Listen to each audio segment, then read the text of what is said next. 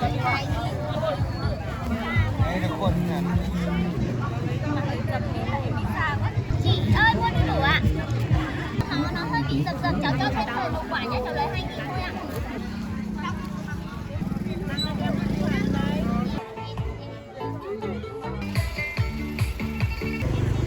Cảm ơn nha.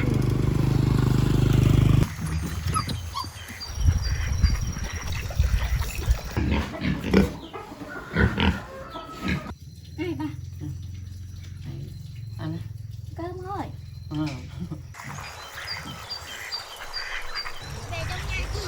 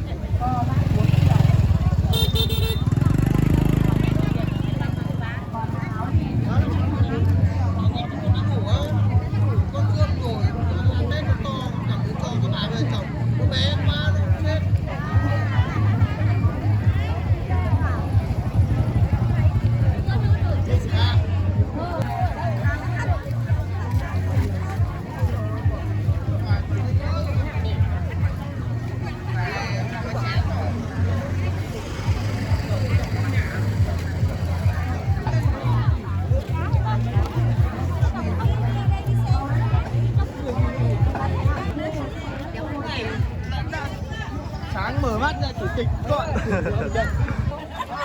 không tầm quanh mà làm khác thì bà cô bác Nó bán bánh phí đó.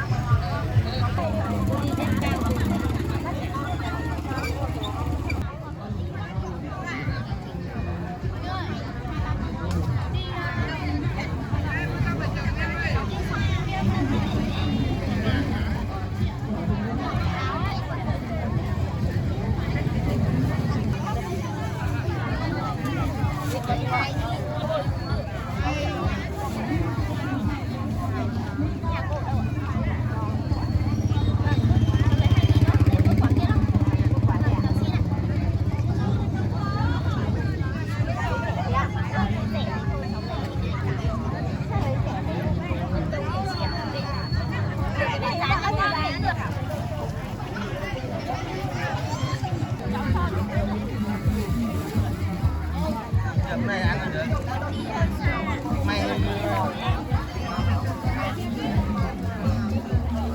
đây là con nhặt đi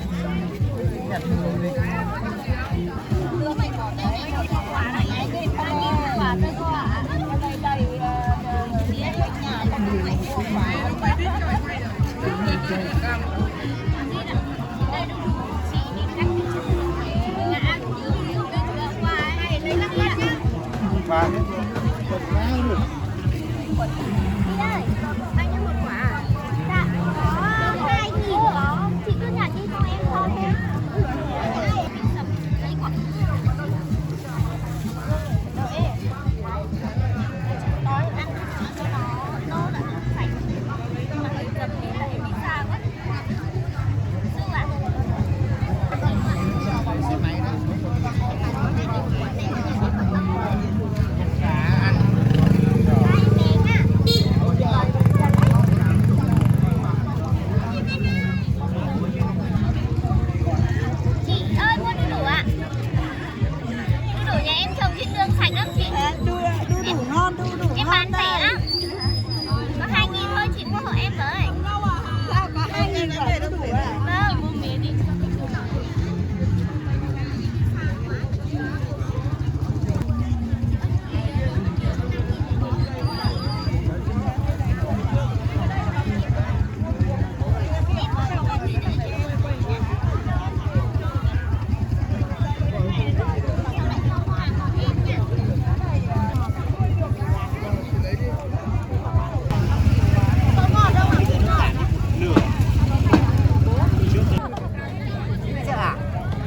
Lúc nào về tí em đi vào quay cho em cắt nốt nhé. To rồi, cái này béo rồi. Cái đó là chị em theo cứa. Cháu bán rẻ thôi, kiểu cháu đi lấy của nhà về bán ấy.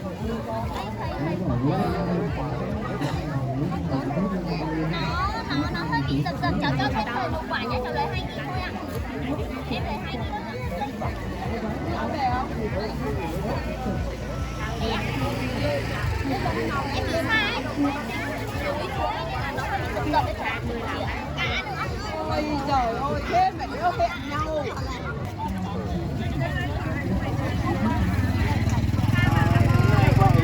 Em cảm ơn thầy nha. Cái này học tròn. Em là con của bà Mỹ Trương. Và em là Hải Ất Tù. Em ở ngoại quốc.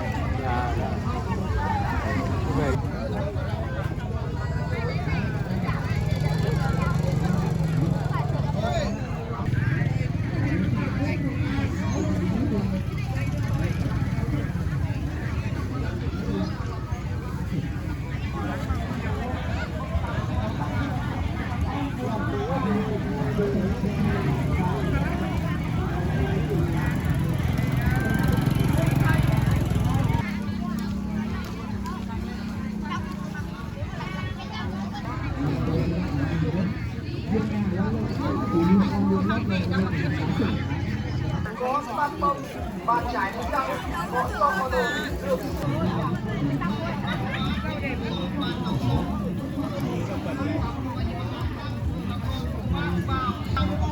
Con lại ơi, con lại.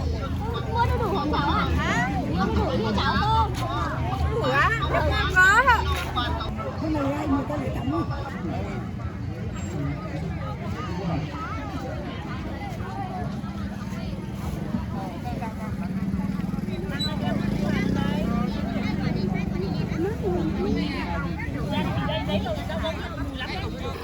rẻ nha ba. Tổng hợp thương giá gồm có ống tay không.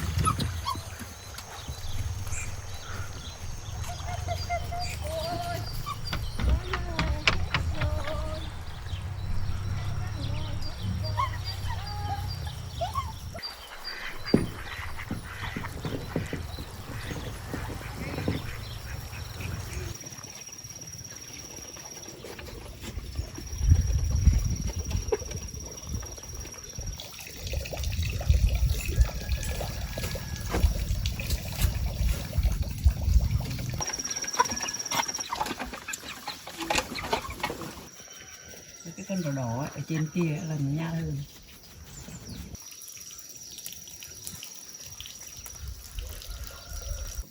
Về kia một đom. Thế là mẹ cháu chắc chắn có cám quế là cứ để đấy thôi. Bà lên nhà ngồi đi rồi. Làm gì làm đi quanh quanh đấy. Đi hai con chẳng dắt đi được thì cũng chẳng.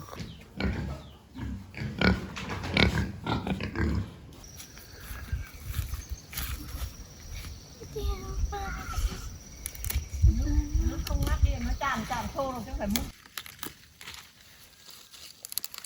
Khoan.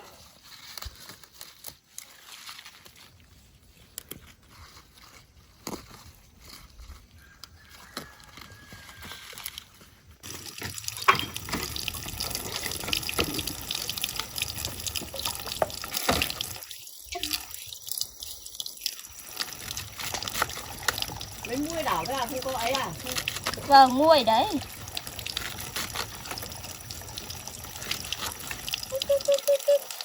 Lấy cái thìa cái tảng.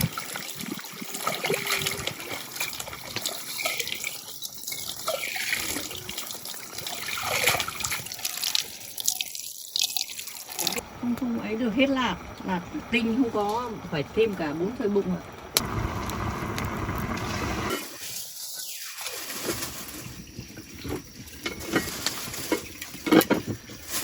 Đấy, mà cái gì nữa.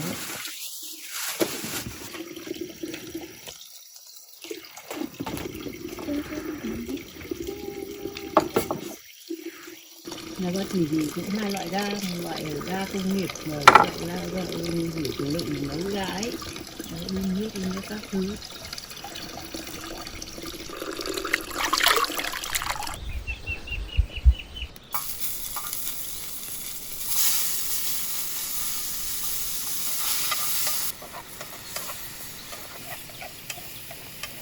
Chỉ nấu cái ga thôi. Cái đây mình chưa rồi. Nó chín rồi ấy, cả qua đây nấu cho nó đậm cái nước. Đợi làm chín rồi. Họ cũng ăn sống. Có có cái nhỏ nó tiện bởi vì để vào nước nó gắp đi.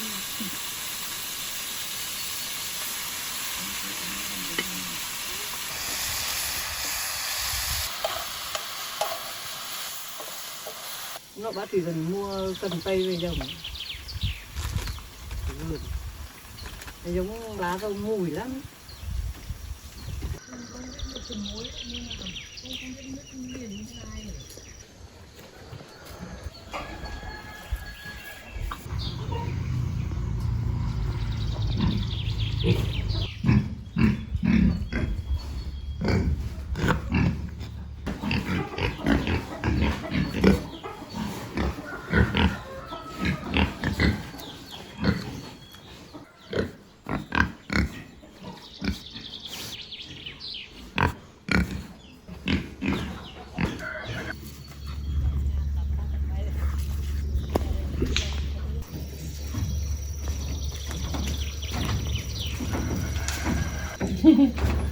Rồi.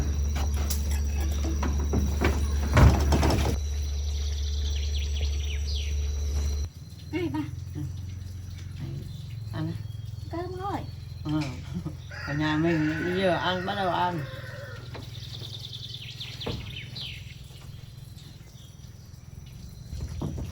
Rau trồng á. Cắt canh là bà. Đó đâu lấy cho. Ăn đậu. Ăn đậu và thấy dễ ăn mà. Đậu nào là huyền quỳnh.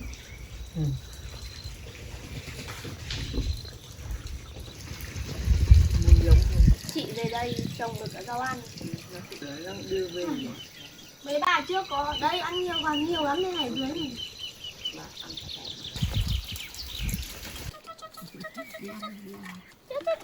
Em ơi, cơm nào. Bà thấy nó đặt lại ngay mà bà đi ăn thì quay lại luôn.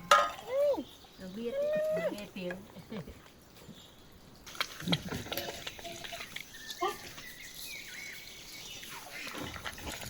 Đấy rau mua nhà có chân ở đấy bác tùy mua cho bà tiền của bà tiền là của